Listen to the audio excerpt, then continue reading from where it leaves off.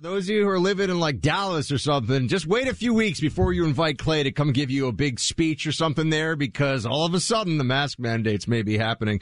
And we have some breaking news on that for you coming out of Nashville. But first, an argument that doesn't seem to get made very much with all of this is, at what point do we just say people have made their decisions and that's it, right? At what point can we just say, you've had a chance to get vaccinated. If you don't want to get vaccinated, that's fine. Clay and I are not vaccinated.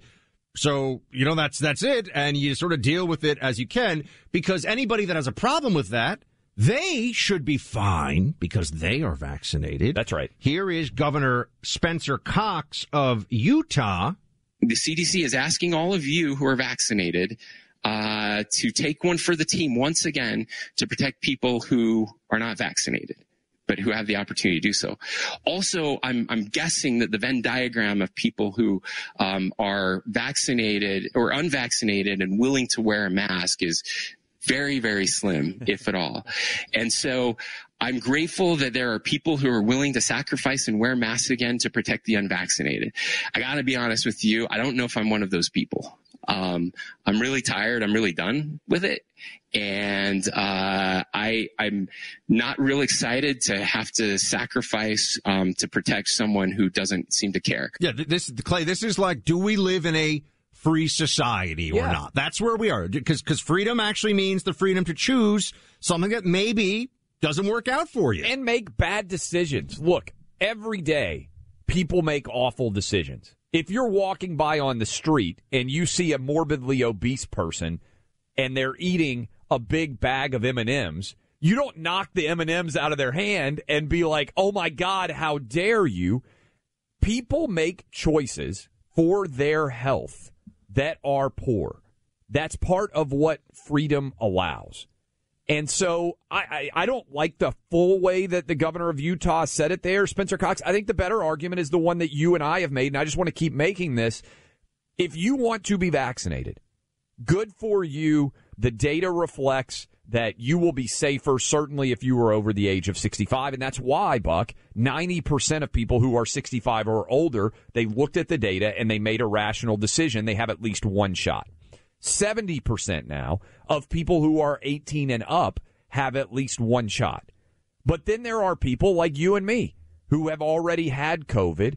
And if you talk to many doctors about COVID immunity, natural immunity versus vaccinated immunity, natural immunity can, in many cases, and in case of many viruses, be safer. And so we can make rational decisions for us, like everyone out there should make rational decisions as well. I think the political argument to make at this point in time is, look, we're encouraging everybody to make good, healthy decisions, but we're not going to require everybody to wear masks to try to protect people who want to make the choice otherwise. And by the way, this also means I don't think that the media should be covering every single person who gets sick and has said before, hey, I'm not really afraid of COVID. That sucks. But it's not like there's so much moral lecturing going on here. To me, at some point, rational adults have to be given the opportunity to make rational adult decisions, and we just have to move on. I've been there for a long time, and I know you have too. I think we're also at a point where the people who have been willing to do things that now are obviously very either just completely silly and idiotic or almost worthless need to have some feeling of, well, I'm right on this one. You know, you have to think of, if you've been double masking, if you, as people in my building where I live here in New York City, I'll never forget the first time I saw it. It happened a few times. We're wearing a full head-to-toe hazmat suit to go outside, and they were probably 30. The couple that I saw doing this. Zero statistical risk, and they're wearing hazmat suits. And they're wearing hazmat suits. I mean, if you're if you were wiping down your groceries with Lysol because Dr. Fauci told you to, which he did, by the way, now at least you say, well, I was listening to them, but I'm not like those dumb vax deniers who live in the rural areas. Forget about the communities in New York and in Los Angeles and everywhere else that have chosen not to vaccinate. And forget about Clay and Buck, who are sitting here as two unvaccinated guys, although they're twisting my arm and they're going to break it pretty soon, it seems, on getting vaccinated or not. Clay, things that would have sounded like dystopian fear-mongering a year ago when it comes to what the Democrats want to do about all this stuff are now being talked about as though it is an imperative, not even just something that we should consider an imperative. You have the United States military about to be told every single person must get the vaccination. There was an editorial, we mentioned it yesterday, and they had to change the title because the title was initially put them on the no-fly list. Yes. Put the unvaccinated like you're a terrorist. On the no-fly list. Like you were list. Osama That's bin right. Laden if you don't have the vaccine. Instead of standing up and, yelling, I have a suicide vest on or something, you stand up and say, I am unvaccinated. I mean, that was the big fear that they were going to have of somebody on a plane.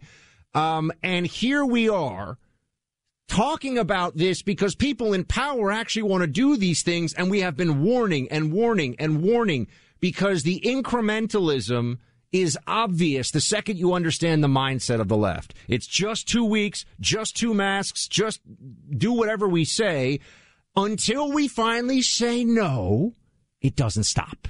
18 months now since 2 weeks to stop the spread. And by the way, last segment we were talking about how there are different decisions that are being made on a county-by-county basis as it pertains to masks.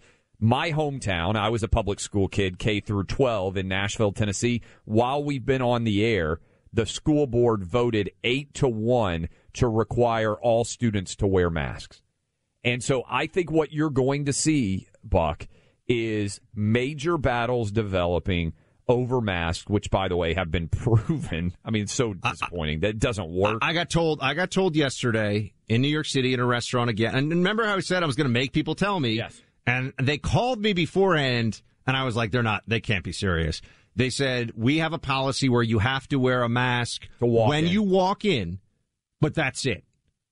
So really, I just want to know, it's really very much like genuflecting now in church. Yes. It's really just a good analogy. Bending the knee to the authority, not the celestial relationship with Jesus Christ, your Lord authority, which you do when you genuflect. I'm talking about genuflecting to the government authority here, or just kind of the apparatus of COVID control, because it is actually impossible to make an argument that there is any epidemiological or health benefit whatsoever from doing this. And yet yesterday in my hometown, in my own city, I was told, excuse me, sir, we're already having the conversation face to face. Excuse me, sir, can you put a mask? Then I had to do the whole, I don't have a mask. Can you give me? Oh, okay, now I'll put it on for you. People that think this is normal either want to control you beyond any reason, that's a lot of them, or they actually are suffering from an anxiety-induced mental illness. There's no third option. Just think about, when we finish the show today, I'm going back to the airport, right? I'm going out to the airport. I'll have to put a mask on in order to enter into the airport. I will be, as I walk down the concourse there, if I decide that I want to stop and have a beer, Buck, I can stop and have a beer, take my mask off, and be in a crowded bar in the New York City airport. If I decide that I want to eat, I can stop, I can take my mask off. Several of these bars, when you're walking down the concourse, they have bars that look out into the concourse where, like, you can reach out and touch somebody who's walking by. You can sit there for hours if you wanted to, if you had a long layover, drink, eat as much as you want. Permissible. The minute that you are moving and you're not drinking or eating something, you have to have a mask on. What sense can that possibly make? From the very beginning of this, stretching back to when I had to move I was doing the radio show in New York, down in Tribeca, down in Lower Manhattan, had to just in 24 hours set up a home studio and do this whole thing, and everything was locked down. And New York, Clay, I was sitting at my desk doing radio as the hospital ship, I could see it right from my window, the hospital ship went up the Hudson because we were going to be overflowing. I had friends next to Central Park where they lived sending me photos of the field hospitals, right? There was all this panic. But from the very beginning, I had a concern and tried to spread the word as far and wide as possible about the challenge of conditioning people to just obey. And now my worry is that as we see, we're at the end of this process here of the actual pandemic.